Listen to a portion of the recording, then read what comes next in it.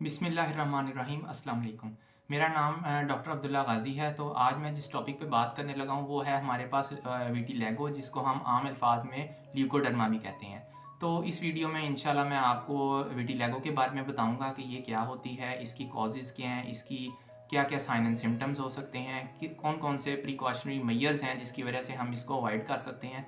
क्या हमारा जो है बैलेंस डाइट होनी चाहिए, किस तरीके की हमारी डाइट होनी चाहिए जिसकी वजह से हम इसको प्रिवेंट कर सकते हैं या अवॉइड कर सकते हैं। और इसके एंड पे मैं आपको इसका होम्योपैथिक ट्रीटमेंट के बारे में बताऊंगा। तो सबसे पहले मैं स्टार्ट करता हूँ विटिलिगो से। जो विटिलिगो है हमारे पास, इसको आम अल्फाज में ल्यूकोडर्मा भी कहते हैं। इसके अंदर क्या होता है कि हमारी जो स्किन है इसके ऊपर वाइट कलर के पैचेस बनने शुरू हो जाते हैं, जिसकी वजह और मुख्तलिफ जगहों पे वाइट कलर के पैचेस बन जाते हैं और उसके अंदर रेडनेस और इचिंग के सिम्टम्स भी आ सकते हैं। अब इसकी मेन अगर देखा जाए कि ये किस तरीके से होता है, हमारी जो स्किन है इसके ऊपर काफ़ी तादाद में मेलानोसाइट्स प्रेजेंट होते हैं। इन मेलानोसाइट्स का काम ये है कि इन्होंने एक पिगमेंट जनरेट करना होता है जिसको हम मेलानिन कहते हैं। अब मेलानिन का काम ये है कि ये हमारे पास सन रेज से जो यूवी लाइट आ रही होती है इसको ये प्रोटेक्ट करता है हमारी स्किन को, और उसके अलावा जो है हमारी स्किन को एक कलर या टोन देता है, जिसकी वजह से हमारे अगर ये कलर या टोन नहीं होगा तो हमें अंदर से कैपिलरीज तक जो है वो नज़र आएंगी। तो अब जो है हमारे पास जो जितना हमारे पास मेलानिन ज़्यादा प्रोड्यूस होगा उतना ज़्यादा स्किन का कलर हमारा डार्क होगा, और जितना कम प्रोड्यूस होगा उतना हमारा स्किन का कलर लाइट होगा। अगर हम इसको एशियन कंट्रीज़ में देखा जाए तो हमारे पास मॉडरेट जो है समर इन्वायरमेंट होता है, जिसकी वजह से हमारा एक मॉडरेट कलर का जो है टोन होती है हमारे पास स्किन के कलर की। अगर हम यूरोपियन कंट्रीज़ में देखें तो उधर सनलाइट इतनी ज़्यादा नहीं होती या टेम्परेचर काफ़ी कम होता है, जिसकी वजह से उधर हम देखते हैं कि उधर के जो लोग हैं उनका जो कलर है स्किन का वो काफ़ी ज़्यादा लाइट है। और अगर हमारा अफ्रीका या साउथर्न कंट्रीज़ में देखा जाए तो उधर हमारे पास काफ़ी ज़्यादा हॉट टेम्परेचर होता है, 50 डिग्री सेल्सियस से प्लस होता है। तो उधर जो है हमारे पास जो मेलानोसाइट्स होते हैं वो ज़्यादा वर्क करके हमारे पास ज़्यादा मेलानिन प्रोड्यूस करते हैं, जिसकी वजह से उधर के लोग, जिनको हम नाइग्रोज कहते हैं, उधर जो है स्किन का कलर काफ़ी ज़्यादा हमारे पास डार्क होता है। ये एक बॉडी का प्रोटेक्टिव मैकेनिज़्म है जो कि जितना ज़्यादा एक इलाके में अल्लाह ताला ने हमारे लिए एक पैदा किया हुआ है एक, कि जिस इलाके में जितनी ज़्यादा गर्मी होगी उस हिसाब से उतना ज़्यादा ये जो है एक्टिव होके उतना ज़्यादा प्रोड्यूस करेंगे और हमारी स्किन को सन की जो यूवी लाइट है उससे जो है हमें प्रोटेक्ट करेंगे। अब अगर हम देखें तो सबसे पहले जो है हमारे पास जो है ल्यूकोडर्मा, इसके अंदर हमारे पास सिम्टम एक देखा जाता है कि हमारी जो स्किन है वो रेडनेस हो जाती है, वाइट होने के बाद रेड हो जाती है, और जब भी हम सनलाइट में जाते हैं और सनलाइट इसके ऊपर पड़ती है हमारे पास, तो हमारा जो है काफ़ी ज़्यादा इचिंग स्टार्ट हो जाती है और स्किन बर्न होनी स्टार्ट हो जाती है। अब इसकी अगर साइन एंड सिम्टम्स देखा जाए तो वो इतने कोई ख़ास स्पेसिफिक नहीं है, उसमें यही एक साइन एंड सिम्टम आएगा कि हमारी स्किन का कलर जो है वो वाइट हो जाता है, रेडनेस आ जाती है या इचिंग आ जाती है। अब अगर इसकी मेन कॉज़ को देखा जाए तो इसकी कॉज़ अभी तक हमारे पास कॉज़ जो है आइडेंटिफाई नहीं हो सकी। लेकिन जो सबसे ज़्यादा इसकी कॉज़ को कंसिडर किया जाता है वो इसके पास ये है कि वो ये ऑटो इम्यून डिजीज़ हम इसको कंसिडर करते हैं। ऑटो इम्यून डिजीज़ में हमारे पास ये होता है कि बॉडी के जो हेल्दी सेल्स होते हैं उनके ख़िलाफ़ हमारा इम्यून सिस्टम एक्टिवेट हो जाता है। आम अल्फाज में देखा जाए तो हमारी बॉडी जो है ये डिफ्रेंशिएट नहीं कर सकती कि ये जो सेल है ये हमारी बॉडी का ही है या कोई फॉरेन बॉडी से आया हुआ सेल है। तो हमारा जो इम्यून सिस्टम या WBCs कह लें आप, तो ये इसके खिलाफ फाइट करके इनको मारना शुरू कर देते हैं। विटिलिगो के अंदर हमारा जो मेलानोसाइट्स हैं वो सेल्स जो हैं वो हमारे पास जो है कॉम्प्रोमाइज़ हो जाते हैं, वो अपना फंक्शन नहीं सही से कर पाते हैं, जिसकी वजह से मेलानिन पिगमेंट नहीं बनता। और इसके अलावा इसकी एक कॉज़ देखी जा सकती है कि जेनेटिक कॉज़।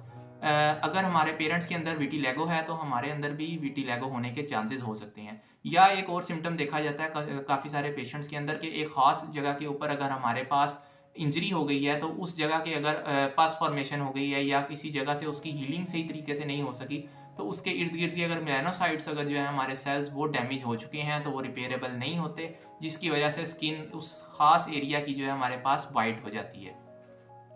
उसके अलावा अगर देखा जाए तो लिवर की कुछ कंडीशंस हैं, जैसे कि लिवर सिरोसिस है, जिसकी वजह से इसकी हमारे पास विटिलिगो कॉज होने के चांसेस हो सकते हैं। जो लोग वाइटनिंग क्रीम या कॉस्मेटिक्स की बहुत ज़्यादा आइटम्स यूज़ करते हैं या सीरम्स वगैरह यूज़ करते हैं, उनके अंदर काफ़ी ज़्यादा देखा गया है कि विटिलिगो की जो प्रेवलेंस है या इंसिडेंस है वो काफ़ी ज़्यादा देखा गया है। उसकी मेन कॉज मेरे नज़दीक वो ये है कि इसके अंदर जो वाइटनिंग एजेंट्स का यूज़ किया जाता है काफ़ी तादाद के अंदर, वो हमारे मेलानोसाइट्स जो हैं उनकी फंक्शनिंग को कॉम्प्रोमाइज़ कर देते हैं। काफ़ी सारी कॉस्मेटिक्स क्रीम के अंदर हमारे पास alpha arbutin, beta arbutin, kojic acid, उसके बाद हमारे पास ये मरकरी, आर्सेनिक, संखिया सफ़ेद, सुमल्फार्मीन, इस तरह के और बेशुमार किस्म के केमिकल्स का यूज़ किया जाता है जो कि हमारा जो है स्किन को वाइटनिंग के लिए काम किया जाता है, लेकिन वो हमारे विटिलिगो को कॉज करती हैं। मेन अगर इनका मैकेनिज्म ऑफ एक्शन वो यही होता है कि ये हमारे मेलानोसाइट्स जो हैं उनकी वर्किंग को कॉम्प्रोमाइज़ कर देती हैं। या तो ये अब इसमें से अल्फा आर्बुटीन जो है ये हमारे पास क्या करता है कि ये हमारा जो अमाइनो एसिड्स हैं जो कि हमारे पास इनकी वर्किंग के लिए ज़रूरी है मेलानोसाइट्स की, उनकी जो है प्रोडक्शन को रोक देता है। ठीक है, और काफ़ी ज़्यादा जो है हमारे पास मेलानोसाइट्स को ये अफेक्ट करती हैं, जिसकी वजह से हमारे पास स्किन की काफ़ी ज़्यादा डिजीज़ देखी गई हैं। तो अगर आप इनको यूज़ करते हैं कॉस्मेटिक्स आइटम्स को, तो आप इनको फौरी तौर पे अवॉइड करें। इसकी अगर प्रेवलेंस के बारे में देखा जाए तो हर 100 में से एक बंदे को विटिलिगो जो है वो है। अब अगर इसके बारे में कौन कौन सी ऐसी प्रिकॉशनरी मेजर्स हैं या कौन कौन सी ऐसी डाइट है जिसको अगर हम ले लें तो हम इसको अवॉइड कर सकते हैं। अगर आपको खुदा ना खास्ता विटिलिगो है या नहीं भी है तो आपने इसको बैलेंस डाइट जो है वो आपने यूज़ करनी है। आपने अपनी डाइट के अंदर फ्रूट्स का ज़्यादा इस्तेमाल करना है और आपने नट्स का यूज़ करना है, क्योंकि हम ये जितने भी नट्स होते हैं, बादाम हो गया, पिस्ता, अखरोट वगैरह, काजू, इन सब के अंदर काफ़ी ज़्यादा तादाद में एंटीऑक्सीडेंट्स होते हैं। ये एंटीऑक्सीडेंट्स जो है ये हमारी स्किन के लिए बहुत अच्छे होते हैं, ये हमारे मेलानोसाइट्स को काम करने में हेल्प आउट करते हैं। अब कौन कौन सी चीज़ें जो है वो आपने अवॉइड करनी है अगर आपको विटिलिगो है। सबसे पहले आपने जंक फूड का इस्तेमाल नहीं करना, उसके अलावा मिल्क और मिल्क से बनी हुई प्रोडक्ट्स का आपने इस्तेमाल नहीं करना। और इसके अंदर ख़ास तौर पे मैंने देखा है कि जो लोग दही का इस्तेमाल करते हैं या दही का इस्तेमाल ज़्यादा करने से जो है विटिलिगो को सिम्टम ज़्यादा एग्रेवेशन देखी गई है। उसके अलावा फ़िश का भी जो इस्तेमाल है वो आपने कम करना है। आपने स्मोकिंग नहीं करनी, अल्कोहल नहीं करना, क्योंकि ये जब भी हम स्मोकिंग करते हैं तो इससे क्या होता है, हमारा जो ऑक्सीजन लेवल है बॉडी का वो कम हो जाता है। अब हमारे सेल्स जो ये मेलानोसाइट्स हैं उन तक भी जो है हमारा ऑक्सीजन की सप्लाई मुकम्मल तौर पे नहीं जा सकती, जिसकी वजह से इनका जो फंक्शन है वो कॉम्प्रोमाइज़ हो जाता है। उसके अलावा आपने बिल्कुल भी स्ट्रेस नहीं लेना। दूसरी चीज़ कि अगर आपको किसी खुदा ना खास्ता किसी जगह के ऊपर आपको अगर विटिलिगो हो गया या ल्यूकोडर्मा हो गया है तो आपने कोशिश करनी है उस एरिया को डायरेक्ट सनलाइट के नीचे नहीं लेके आना, क्योंकि ये आपकी स्किन को डैमेज कर सकती हैं और स्किन कैंसर तक कॉज कर सकती हैं, क्योंकि ये यूवी लाइट जो है या यूवी वेव्स जो हैं सनलाइट की डायरेक्ट वो फिल्टर आउट नहीं हो सकती, हमारे स्किन के अंदर अब्जॉर्ब हो जाती हैं, जो कि हमारा स्किन कैंसर तक कॉज कर सकते हैं। अब मैं आपको इसका होम्योपैथिक ट्रीटमेंट के बारे में बताता हूँ। अगर आपको विटिलिगो या ल्यूकोडर्मा के सिम्टम्स हैं तो आप सबसे अच्छी जो रेमेडी इसके अंदर मैंने देखी है वो है आर्सेनिकम सल्फफ्लेवम 30 या आर्सल्फफ्लेवम 30। अब इसको यूज़ करने इसके अगर मटीरिया मेडी का देखा जाए तो इसके अंदर स्किन के ऊपर वाइट कलर के पैचेस आते हैं और स्किन के ऊपर इचिंग होती है काफ़ी ज़्यादा पेशेंट को। अब इसका इस्तेमाल किस तरह, आपने 2 ड्रॉप्स जो हैं 1 घूंट पानी के अंदर दिन में 3 दफ़ा आपने इसके इस्तेमाल करने हैं, या आप CPR 200 को भी यूज़ कर सकते हैं। इसका भी सेम मटीरिया मेडिका में भी सिम्टम यही आते हैं कि रेडनेस आ जाती है, वाइट पैचेस आ जाते हैं और इचिंग आती है साथ में। और इसका पेशेंट अगर देखा जाए तो वो काफ़ी ज़्यादा डरा हुआ, सहमा हुआ या बहुत ही मासूम सा जो है वो कंसिडर किया जाता है CPR 200 का। तो आपने इसका यूज़ जो है, इसके 2 ड्रॉप्स जो हैं आपने रात को सोते हुए 1 घूंट पानी में आपने इस्तेमाल कर लेनी है।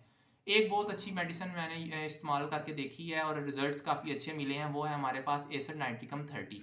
इसका भी इस्तेमाल आपने यही है कि आपने 2 ड्रॉप्स इसके 1 घूंट पानी में दिन में 3 दफ़ा आपने इस्तेमाल करने हैं। उसके अलावा काफ़ी तादाद में हमारे पास मार्केट में सनस्क्रीन्स आती हैं। आप अगर धूप में निकलना पड़ रहा है, आपको विटिलिगो है, तो आप इन सनस्क्रीन का यूज़ करके आप बाहर जो है जा सकते हैं कि ये आप जो यूवी लाइट है इनको से आपको प्रोटेक्ट करेंगी। Thank you very much and अस्सलाम वालेकुम।